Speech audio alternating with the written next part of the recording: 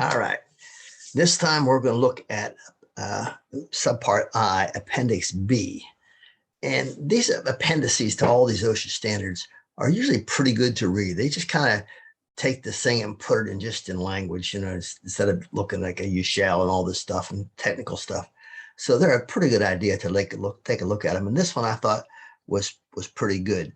They're not all very good, but this one was. So we're going to take a look at this because this will be just kind of like, as opposed to kind of a standard that talks at you. This is kind of talking more like a training guide. So this is the 1910 Subpart I, which is personal protective equipment, and Appendix B. And sometimes the appendixes aren't the specific standard, but this one's the appendix to the subpart.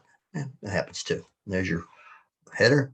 This appendix is intended to provide compliance assistance for employers and employees in implementing requirements for a hazard assessment and the selection of personal protective equipment. So you can see this applies to the entire field of personal protective equipment, not just one thing. So controlling hazards, PPE devices alone should not be relied on to provide protection against hazards, but should be used in conjunction with guards, engineering controls, and sound manufacturing practices. Okay, that's what I've been preaching all along, right? That's the way it goes. You do your hierarchy of controls, and when you get down to the end, if nothing else works, you got to use PPE. Maybe you still use it in conjunction with some things too, but assessment and selection.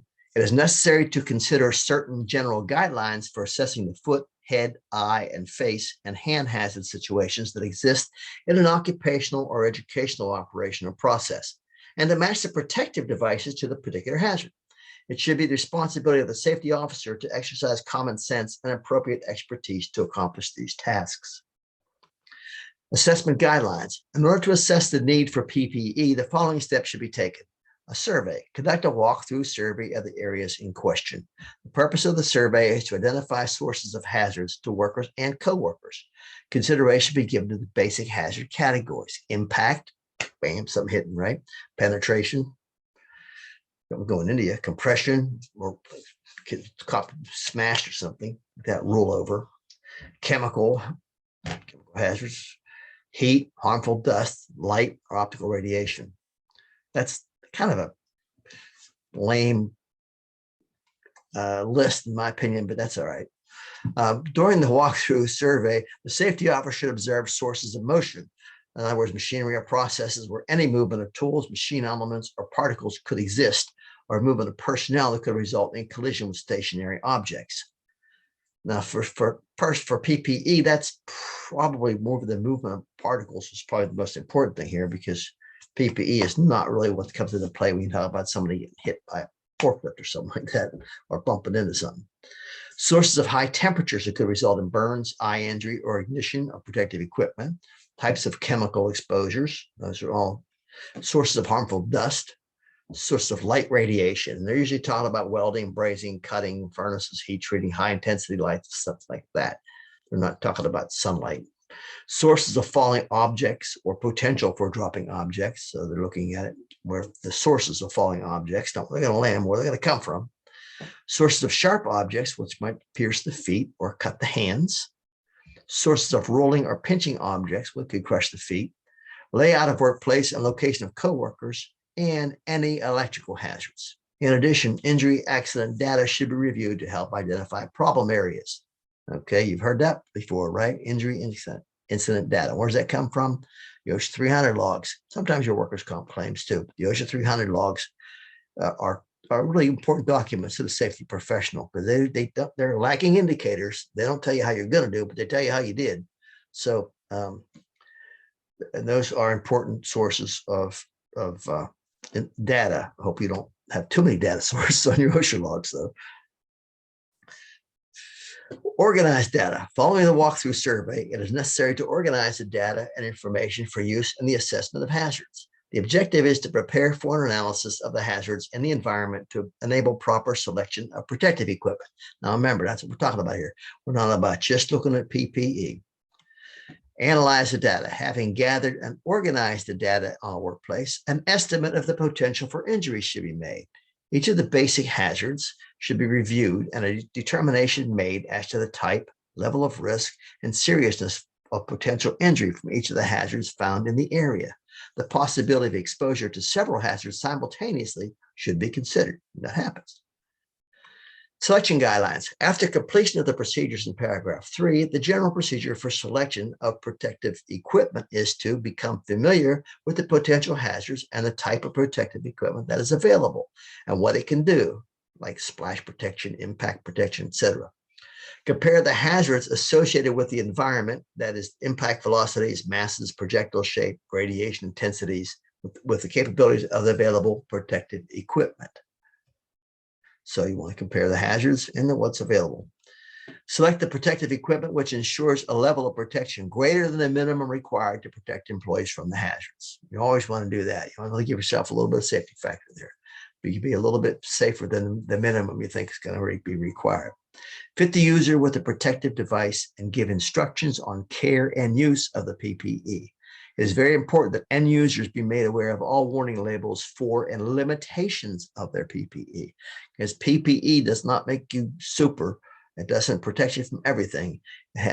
Each piece of personal protective equipment has a specific reason, specific hazard that it protects you from, and it has to be used properly to do that. So if they're not used properly, and it could be worse than not having it at all. No one, it could give you a false sense of security. Fitting a device. Careful consideration must be given to comfort and fit. PPE that fits poorly will not afford the necessary protection. Continued wearing of the device is more likely if it fits the wearer comfortably. Protective devices are generally available in a variety of sizes. Care should be taken to ensure that the right size is selected. Remember, this is important because one of the problems with PPE is that the person must put it on. They must know how to put it on, of course, too, but they got to use it, and they got to use it every time, not just one time, not just when the safety professionals are around or when OSHA's there. They got to use the PPE all the time. And as people do this and they put them on for a year and 2 years and nothing happens to them, they think, I don't need this. Nothing's going to happen to me. Sure enough, that's when something will. So it's important that that's why it has to fit and be comfortable as possible too, because if they don't, then they're going to even want less and less to wear it. Devices with adjustable features. Adjustments should be made on an individual basis for a comfortable fit that will maintain the protective device in the proper position. Particular care should be taken in fitting devices for eye protection against dust and chemical splash to ensure the devices are sealed to the face. In addition, proper fitting of helmets is important to ensure that it will not fall off during work operations. In some cases, a chin strap may be necessary to keep the helmet on an employee's head. Chin straps should break at a reasonably low force, however, so as to prevent a strangulation hazard. Where manufacturer's instructions are available, they should be followed carefully. Have you heard that before? Yeah, many, many times. Where manufacturer's instructions are available, they should be followed carefully. A big part of a safety professional's job is the ability to read and understand stuff, because you're going to have to get a lot of information from manufacturer's instructions.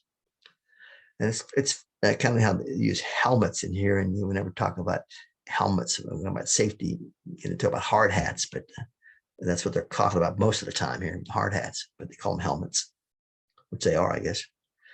Reassessment of hazards. It is the responsibility of the safety officer to reassess the workplace hazard situation as necessary by identifying and evaluating new equipment and processes, reviewing accident records, and reevaluating the suitability of previously selected PPE. This is an ongoing thing. It's not once and done. You have to do this all the time. Reviewing accident records should be minimum an annual basis. If you're not, you should be looking at your OSHA logs. You probably are looking at it more often than annual anyhow. But at the end of each year, look at it and compare it to the last couple of years. Okay, where did we have accidents before? Not now. Why are we having accidents here? Try to look for trends. It can be hard to do, to look for trends, because you hopefully don't have a lot of accidents. You have a whole bunch of accidents, you probably spot a trend pretty easily. But if you only have a few accidents, it's hard to spot a trend.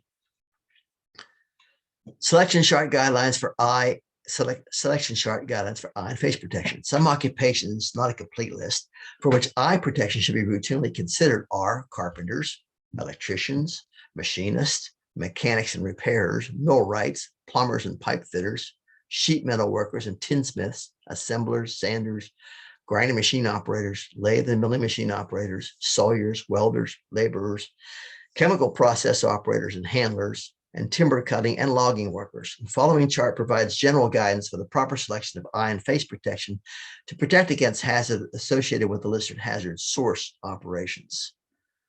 So, that's not a complete list. Any job where you have anything that could happen can get into the eyes, whether it's particles, whether it's liquids, whether it's chemicals. They're important for eye protection and face protection. So this is some impact, chipping, grinding, masonry work, woodworking, that type of thing. I'm going to minimize this for a bit so I can read it, put my glasses on too. So you have flying fragments, objects, large particles, sand, etc. The impact is chipping, grinding machine, masonry work, woodworking, sawing, drilling, chiseling, power, fastening, riveting, and sanding, all that stuff.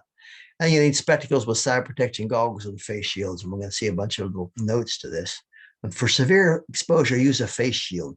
Not just for severe exposure, for double exposure, in my opinion, you should be aware of a face shield and eye protection, because you only get one set of eyes and they're fragile. And once they're gone, they're gone. So heat, furnace operations, pouring, casting, hot dipping, welding. So you have hot spark problems. So face shield, goggles, spectacles with side protection. Oh, I think what I did on this thing here is, all right. What I did on this chart is I took each section and looked at it individually. So I didn't need my glasses. Okay. Shipping, grinding, machining, masonry work. We talked about this one. All right. Now this one, heat, furnace operations, pouring, casting, hot dipping, and welding. It has its hot sparks, so protections, face shield, goggles, spectacles with side protection. For severe exposure, use face shield.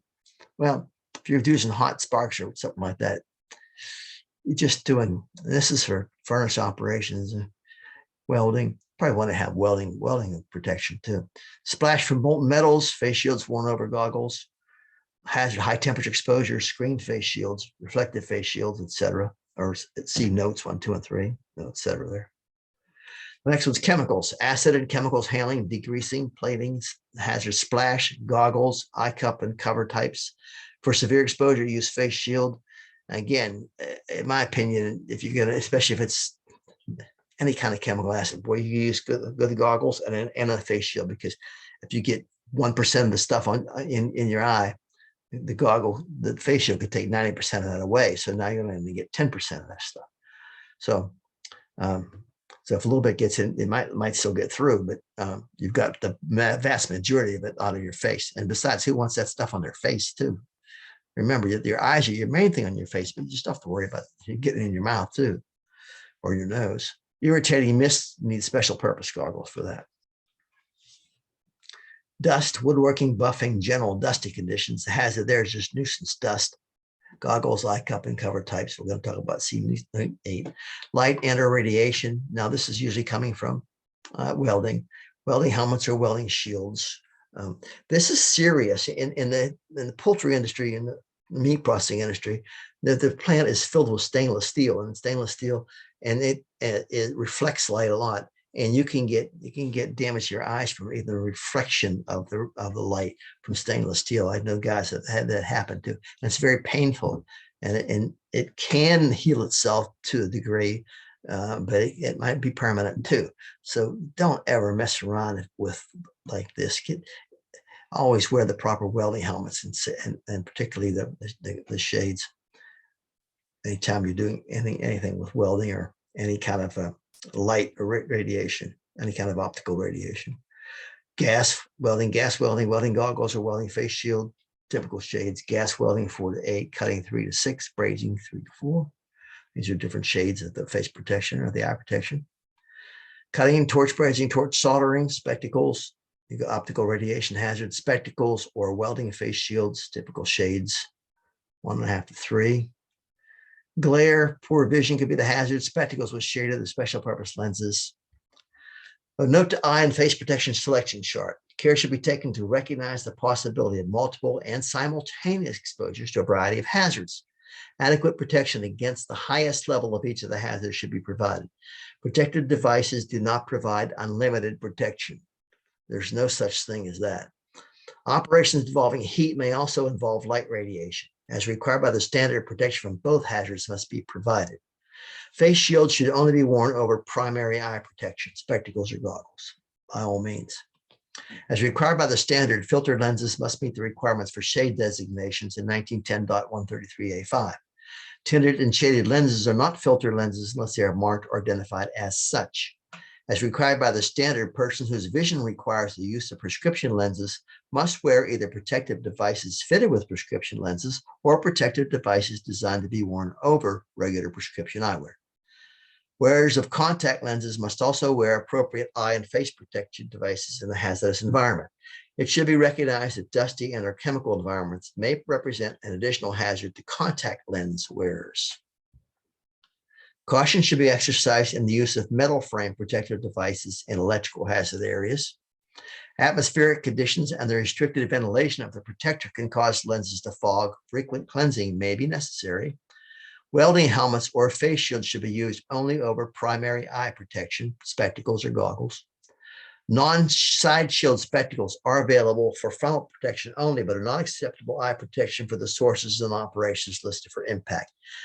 Most safety glasses sold today are the kind of the wraparound kind, and they're the best kind. There's no doubt about it. They have the built-in side, and they cover very well. Ventilation should be adequate, but well protected from splash entry. Eye and face protection should be designed and used so that it provides both adequate ventilation and protects the wearer from splash entry. Protection from light radiation is directly related to filter lens density. See note 4. Select the darkest shade that allows task performance. Selection guidelines for head protection. All head protection, they go with helmets again, is designed to provide protection from impact and penetration hazards caused by falling objects. Head protection is also available, which provides protection from electric shock and burn. When selecting head protection, knowledge of potential electrical hazards is important. Class A helmets, in addition to impact and penetration resistance, provide electrical protection from low voltage conductors. They're proof tested to 2,200 volts.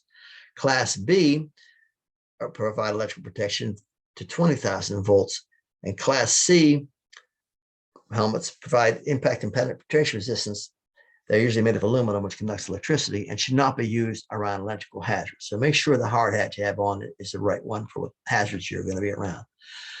When falling object hazards are present, helmets must be worn. There's your hard hats talked about. Some examples include working below other workers who are using tools and materials which could fall, working around or under conveyor belts which are carrying parts or materials, working below machinery or processes which might cause materials or objects to fall, and working on exposed energized conductors. Some examples of occupations for which head protection should be routinely considered are carpenters, electricians, linemen, mechanics and repairers, plumbers and pipe fitters, assemblers, packers, wrappers, sawyers, welders, laborers, freight handlers, timber cutting and logging, stock handlers, and warehouse laborers. At OK Foods, we had all our maintenance people were required to wear hard hats or bump caps when they went out in the plant. Now, when they were in the shop, that wasn't such a big deal. But out in the plant, because of the way the poultry processing equipment is big and it's huge, they're frequently getting under it. And the idea of the bump cap or hard hat is it wasn't to protect them from falling objects, unless there was actually a construction zone that required hard hats, but because they would bump their heads, and your head, it can cut pretty easily, especially hitting up on some stainless steel. So the bump cap does protect you a good bit from that. And so they had to wear hard hats or bump caps when they were out of the shop, because in the shop they didn't have those hazards. Beginning with the ANSI Z89 standard, ANSI updated the classification system for helmets. So prior revisions, type classifications distinguish between caps and full brimmed hats. So you have a lot of different types of hard hats. So when you buy a hard hat, make sure it's the right one. Type 1 designated helmets designed to reduce the force of impact resulting from a blow only to the top of the head, while type 2, below the top or sides of the head. So depends on what you anticipate being the problem. Accordingly, if a hazard assessment indicates that lateral impact of the head is foreseeable, employers must select type 2 helmets for their employees. To improve comprehensive and usefulness, the 1990 revision also redesignated the electrical protective classification for helmets as follows: Class G General, helmets designed to reduce the danger of contact with low voltage conductors. Class E Electrical, helmets designed to reduce the danger of contact with conductors at high voltage levels. and Class C conductive helmets that provide no protection against contacts with electrical hazards. I like to use the Class C, G for general, E for electrical, and C for conductive. That makes it pretty easy to remember what they're talking about there. Selection guidelines for foot protection. Safety shoes and boots, which meet ANSI Z41 1991 standard, provide both impact and compression protection. Where necessary, safety shoes can be obtained which provide puncture protection. In some work situations, metatarsal protection should be provided, and in other special situations, electrical, conductive, or insulating safety shoes would be appropriate. Safety shoes or boots with impact protection would be required for carrying or handling materials such as packages, objects, parts, or heavy tools, which could be dropped, and for other activities where objects might fall onto the feet. Safety shoes or boots with compression protection would be required for work activities involving like skid trucks, manual material handling carts, around bulk rolls such as paper rolls, and around heavy pipes, all of which could potentially roll over an employee's feet. Safety shoes or boots with puncture protection will be required where sharp objects such as nails, wire, tack, screws, large staples, scrap metal, etc., could be stepped on by employees, causing a foot injury. Electrically conductive shoes will be required as a supplementary form of protection for work activities in which there's a danger of fire or explosion from the discharge of static electricity.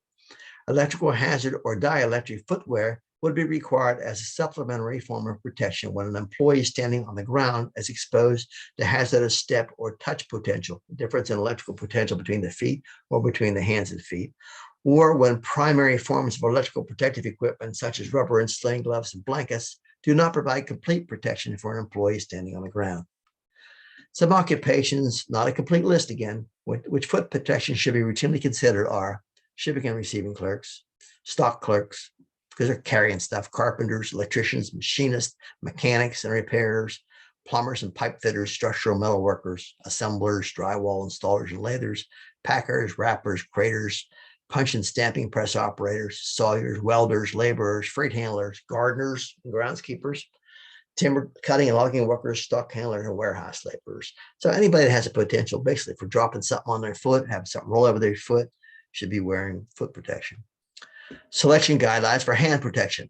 Gloves are often relied upon to prevent cuts, abrasions, burns, and skin contact with chemicals that are capable of causing local or systemic effects following durable exposure.